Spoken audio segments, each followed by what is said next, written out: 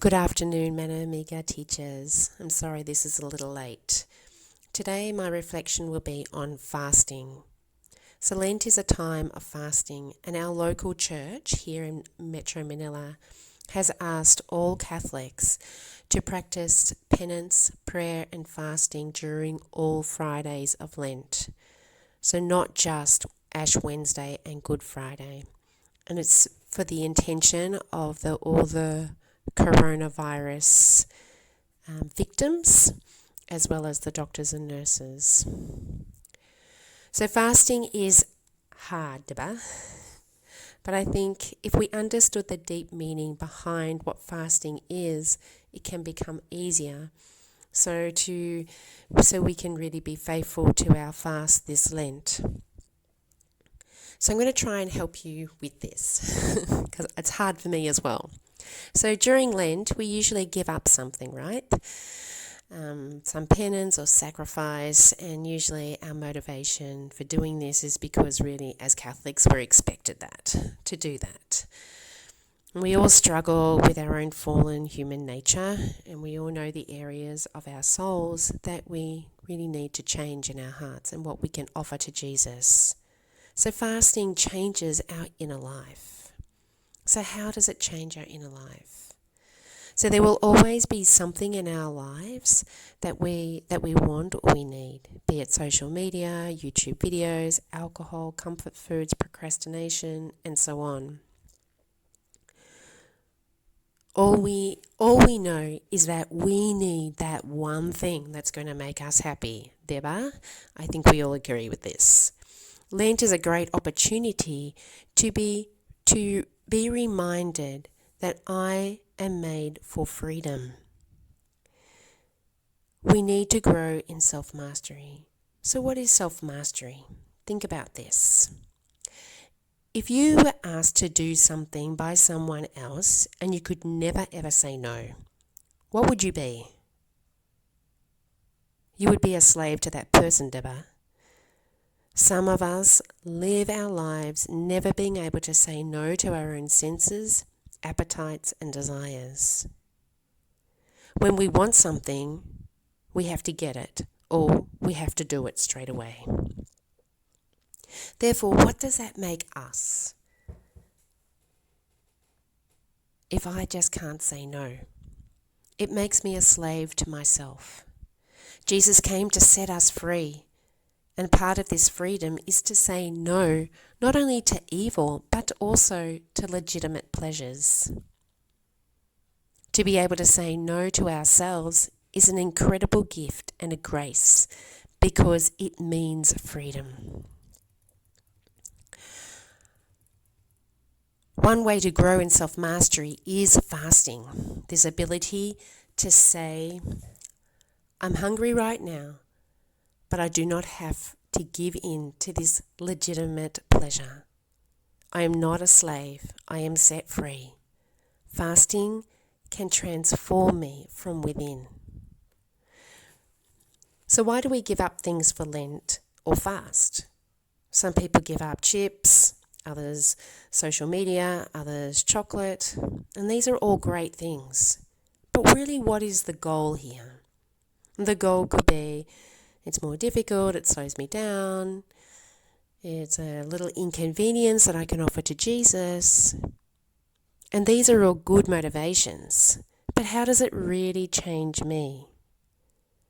I want to invite you all to dig a little deeper into your soul this Lent. And you're going to have plenty of time to do this, to choose penances that actually address the things in your heart that need to be addressed. These things are called keystone penances. And this is what I want to invite you to step outside of that Lent box, that sacrifice box. So let me explain. As we know, our lives are made up of many different habits. There are at least 3 parts to every habit, they say. So the first part is the cue or the prompting. So it's either a person, a place, or a thing that promotes to say or think, okay, let's do this thing. And then there's two. The second part is then there's the routine, the thing that we do methodically, which forms the habit. And then the third part is in the reward, the thrill we are really looking for. For example, at the end of the day, a person comes home from school and finds themselves having maybe 1 or 2 or 3 cans of beer. Why? Because I'm looking for what? What is the reward that I am looking for here? When I have that beer, it says to me, the day is over, the work is done, I can just relax now. My body looks for the reward. It's in the habit of looking for the reward. The danger here is that there are not healthy habits, and they are not healthy habits, and they could cause health problems, obesity, mental health issues, addictions, and so on.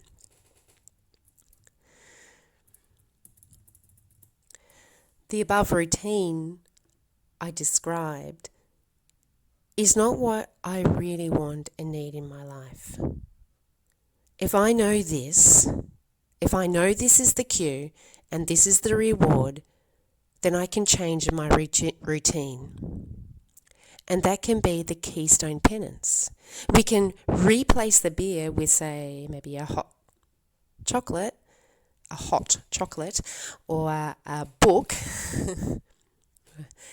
And this could be a keystone penance. You probably come up with better examples, but you get the gist of it all. So you would still get the reward your body is asking for. Penances can not only redeem the world, but it also can change my mind and my heart. So let us think seriously of what we really want to fast from these days. What are some of the keystone penances you could do that would lead you to that freedom? Where in my life do I need to change habits?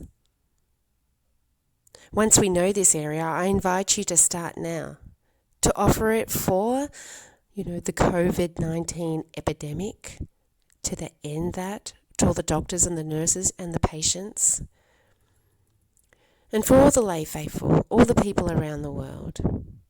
You will soon find that these keystone penances ends up changing your habits to form new habits that are orientated towards excellence. And that life of excellence is orientated towards my inner character. So I change. This is not just about eliminating bad habits. At the end of the day, it's about conversion. This is about living in freedom, and we all want to live in freedom. This is about living as Christ in the world. Just some other motivations that may help you to fast are: 1, for worship and sacrifice. Some people approach fasting as if it's something good for them to do. I'll give up this so I can lose weight. I'll stop watching TV so I'll have more time. It's all about us and self-improvement. Fasting is a sacrifice, and a sacrifice is always orientated to worship. It is sacrificing a legitimate self-pleasure, not for myself, but for someone else or for God. So think about this. If I fast on this day, my whole day becomes a day of worship. When you say no to something that you really want, it becomes worship. I've worshipped all day today because I've fasted all day. Another reason to become a co-redeemer with Jesus. In fasting, or in any other type of suffering that we go through, we as Christians have the ability to unite our sufferings to the cross of Jesus, not for ourselves, but for the salvation of the world. Jesus uses this. He uses our sacrifice. When you fast or you give up something, We are also participating in God's redemption of the world. Jesus himself said in the Gospels when he was casting out demons, that kind of demon can only be driven out by prayer and fasting. And this is what the world needs right now.